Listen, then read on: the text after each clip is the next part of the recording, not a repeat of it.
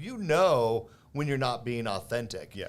And it's going to come across, whether you think it is or not, Yes. as you aren't authentic in your video, because your subconscious knows you're full of crap. You're full of crap, and your demeanor, your eye contact, everything about you. Like I tell people all the time, get naked on camera. And by that, I mean, be your genuine self and do it loud and proud.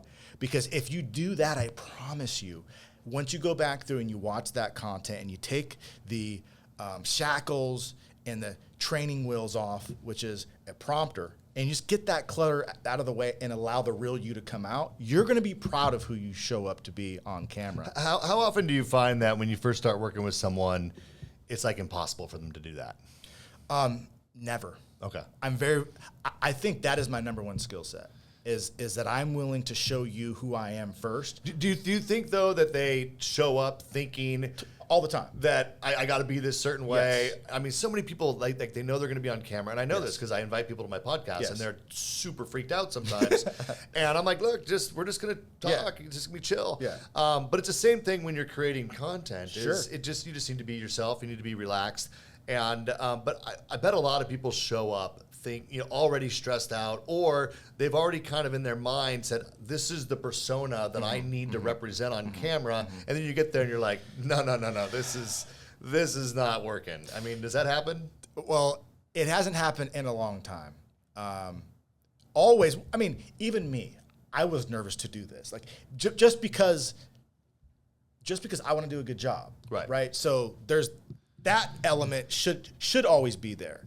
But what happens is that because most people I work with are already very, very successful, they're used to running the show, and they're used to things going very, very well for them. And I tell them, just because you're a Toastmaster, just because you did a talk in front of 5,000 people, that's completely different than talking on camera. Yeah. So I want you to show up as a student and be comfortable and be willing to fail in front of me. Yeah. Because I'm going to build you up from there. But if you come to the shoot thinking you're King Kong and you start to screw up, that's really hard to come back from that unless you're humble. Yeah. So I've done shoots with people that that could hardly say their name. Right. Because they show up a certain way and they weren't willing to be humble. Yeah. And even after 60 takes, they had to quit. And that's kind of what I was getting at. Yeah, people show up and they want to be this certain way, or they have it in their mind. It's like, just be yourself, Well, I mean, what version of you, right? Right. What version of you? So I tell people, be the version of you that your girlfriend knows, that your buddies know, that your parents know.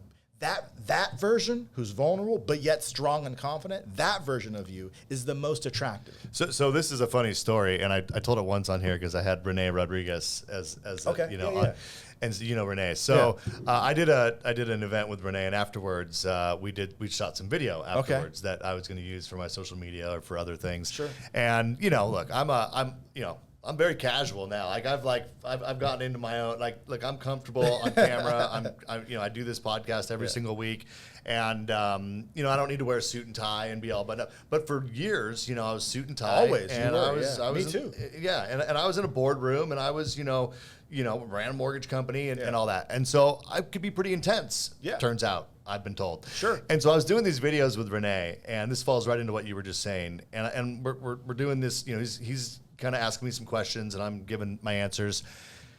And he just stops me, right? And he's like, Tony, just hold on a second. He's like, you have kids, right? And I'm like, yeah.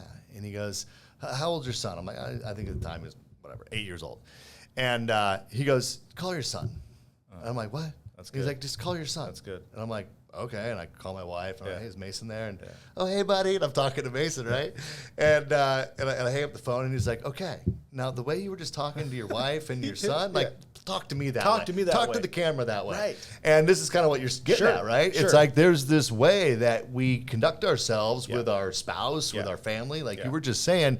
And, I mean, he literally stopped me in the middle of a video That's shoot genius. and made me, like, you might want to use that one. No, that's great. So what we do, and my team knows this, like we're talking to each other without talking to each other with the client, and the client has paid money, Right. and they want a certain outcome. My thought process is it's always my fault. If it goes incredibly well, it's my fault. If it doesn't go well, it's my fault.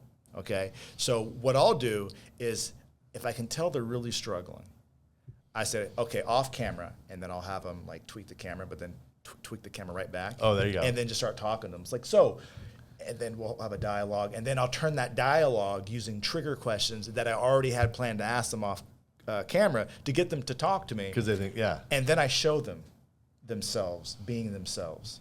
And then they're like, that's brilliant. Yeah. It's like, so how you feel right now, that's the energy I want to transfer, because energy is 100% transferable on camera. Right. If you don't feel awesome, you think that you're going to influence the audience in that direction? Yeah.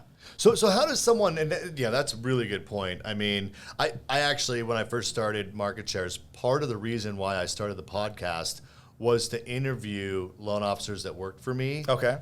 So that I could do that exact same thing. I could just ask them questions. Yeah. And then it would create content for them that they could use on social media. Yes. Without having to just, okay, I'm sitting in front of the camera and I'm going to, It's so I'm going to awkward. do this reel and it's Yeah. going to be amazing. And they get all stressed out, Yeah. right?